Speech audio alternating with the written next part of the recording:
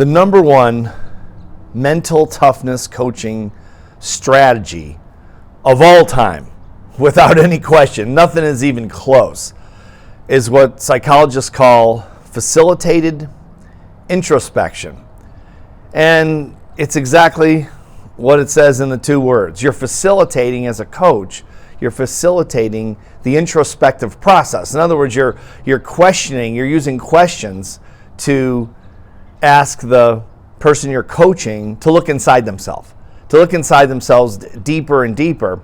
And once you get good at this, the results are staggering, as long as the person you're coaching is willing to answer very personal questions, frankly, because it's not just a basic coaching, like a basic, life coaching kind of a strategy where they're just asking you questions, different questions about in broad context about your life. These are the opposite. These are questions you're drilling so deep on that the way you know you're doing it correctly is when the person you're coaching says, "No one has ever asked me that question my entire life. I don't even know the answer because no one's ever asked me that." And remember, it's about them. It's introspective. They're looking inside themselves to their motivation. So let me give you an example because it can be esoteric. So I've been doing this for a lot of years. I was blown away when I first learned about this from a psychologist back, probably 30 years ago. And I was working with individual athletes, professional athletes, amateur athletes, and Olympic athletes. And then I started to work with some companies, and one of the biggest life insurance companies in the world. I won't say their name because I don't have permission, but they hired me. A small contract to coach about 25 different people individually. And these were performers that were making some money in the business. They were fairly successful, let's say, but they felt like they could be a lot more successful. The company did. So they sent these people to me, and I had a little office in Florida, 10 by 10 executive office, and I would sit there for an hour and execute the facilitated introspection process. And so this is a process that takes some time. And if you've seen me speak before, you've probably seen me do this on stage. I've done this in front of 10,000 people, pulled people out of the audience, and done this all over the world because it's fascinating when an audience sees this live. But it takes time. So in the interest of not taking up too much time of your time watching a video, I'll give you the short version of how this works because it can take some real time. So in a nutshell, what you do as a coach is you start asking questions, initial questions about the person. I based it a lot on the questions on this book I wrote a long time ago, about 20 years ago, called 177 Mental Toughness Secrets of the World Class. And then I wrote this next book based on that book for Johnson & Johnson when I was a consultant for them for 7 years in mental toughness training for their sales teams. It's the coaching book. This book is no longer available in hardback. It's a monster book, as you can see. And you could kill people with this book. It's insane. You could stop bullets with it. But we do have it in an ebook, and people have used it all over the world. Johnson & Johnson uses it all over the world for their sales teams. And basically, it's coaching questions on the book. Okay, so first of all, you're trying to get some basic understanding of the person as a human being, not as a salesperson, not as an athlete, not as an entrepreneur, whomever, whatever they do for a living, but as a person. You're trying to find out their value system. Tell me what's important to you. Tell me what you care about. Tell me what you would fight for. Tell me what you would die for. Those are typically some of the questions I ask in the beginning, and I wait patiently, extremely patiently. You have to have real patience to do this. And that's why most coaches, in my opinion, most life coaches and performance coaches are not that effective because, well, that's by statistics, they're not that effective. But they're not, even sports coaches, they're not that effective because they want to tell people what to do. They want to skip the details and tell people what to do. And you can certainly do that depending on what kind of coach you are. When I was a tennis coach, I told people what to do in terms of, playing tennis. And so if you're that kind of a coach, it's different. But if you're a coach trying to get someone to go to a super high level and it's up to them to do that, it's up to their motivation level and inspiration level effectively, then you've got to dig inside them, help them dig inside themselves. So I find out their value system. What do they fight for? What do they die for? Why are they doing this job? What do they care about in this job? Why does it mean anything to them? And I'm asking. In the beginning, they just feel like you're asking them 20 questions. And sometimes they get irritated.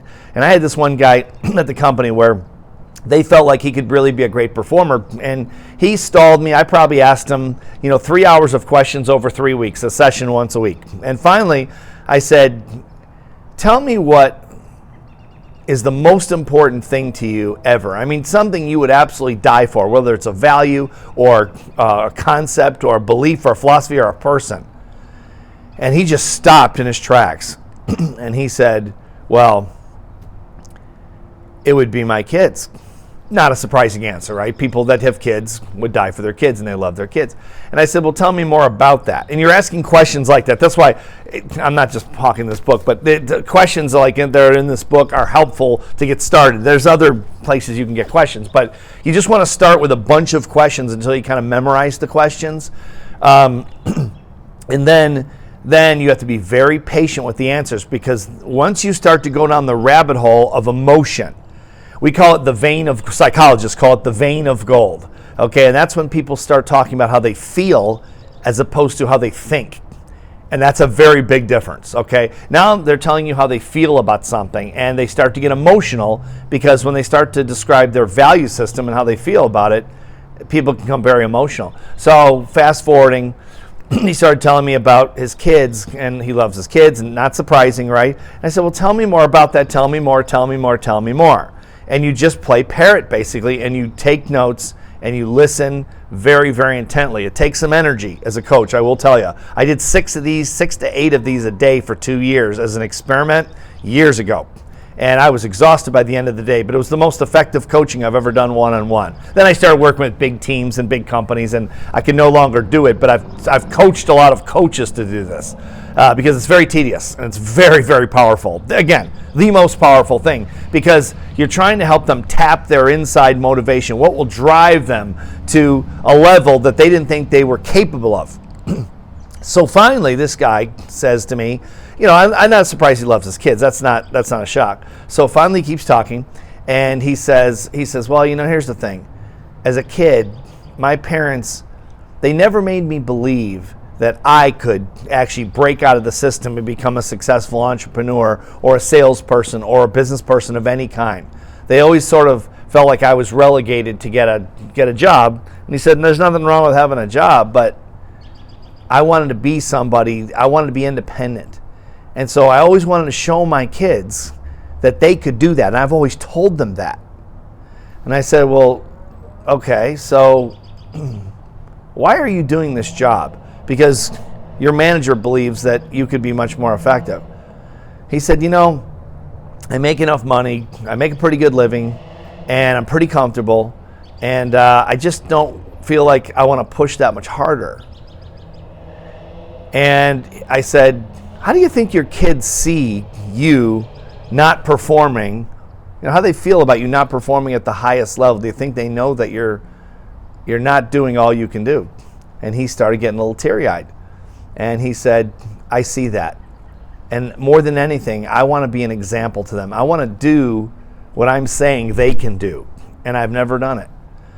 And once I had that, once you have that bit of gold, he started getting teary-eyed and emotional. His voice started to crack. And I knew that was it. I said, one of the most important things would be for you to be an example success-wise in your business. So they would see that everything you've been telling them since they were little kids was true. And he said, he put his head down, and that's a good sign. He said, that's it, and I'm not doing it. And the worst thing is, Steve, I'm running out of time. And I said, why is that? He said, because they're getting older. He goes, pretty soon they'll be out of high school and they won't listen to me anymore. And Dad will just be this mediocre sales guy that didn't really go very far. And they'll believe that maybe that they can't go very far. And what I told them as children, little kids, and what I did is completely incongruent. And it breaks my heart. It just breaks my heart. And he's just, literally had tears coming down his face. Tough guy, too. Military guy. Ex-military guy. And I knew I had him.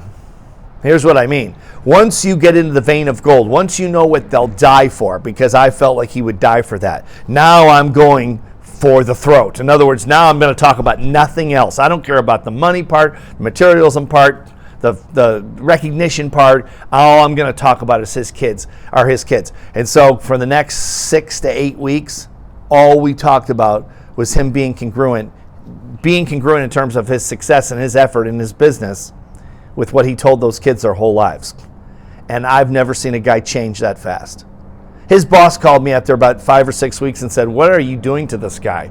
It's miraculous." He goes, "He's been here 10 years. He's a machine. This guy's producing numbers we can't even believe. You must be a great coach." And I said, "I didn't coach him on anything. I asked him what he wanted." And he said, "We've been asking him that for years." And I said, "Well, maybe the way you ask and I ask is a little bit different, but that's my business." And I always tell, he'll say, "Well, what's the secret sauce?" And I said, "It's called facilitated introspection." Most people aren't very good at it. Okay, it's not that it's a big secret. It's been out there for a long time. But most people aren't patient enough, is what I found. Patient enough to ask the questions and listen for the answers. Because once you get in the vein of gold where they're emotional, you base the next question on the last answer. And all of a sudden, you're so deep in their psyche. This is what another thing they'll say. They'll say, "My wife or my husband doesn't even know what I just told you." That's how personal it is. No one's ever asked them. People like to talk, but people don't like to listen. Really listen, because this could take hours. It's exhausting. It also changes people's lives. By far, the number one mental toughness, psychological coaching strategy of all time. If you're a coach, if you're leading people, if you're building a team, and you're so inclined, I'd recommend strongly that you give it a try, because you will never see results in anything else. You can jump up and down, you can motivate people, you can do all that stuff, and for 15 minutes everyone's psyched. And then it goes away. But when you help people find what's so deeply rooted in their psyche, in their emotional system, and you bring it out, and then you expose it, and you hold it in front of them, the power that creates for their motivational level, their inspiration level, it's really hard to exaggerate. So give it a try. Start with some basic questionings. Then once you get to that emotional vein of gold, don't ask any other questions about anything else. Stick with that one topic and watch what happens. It's amazing.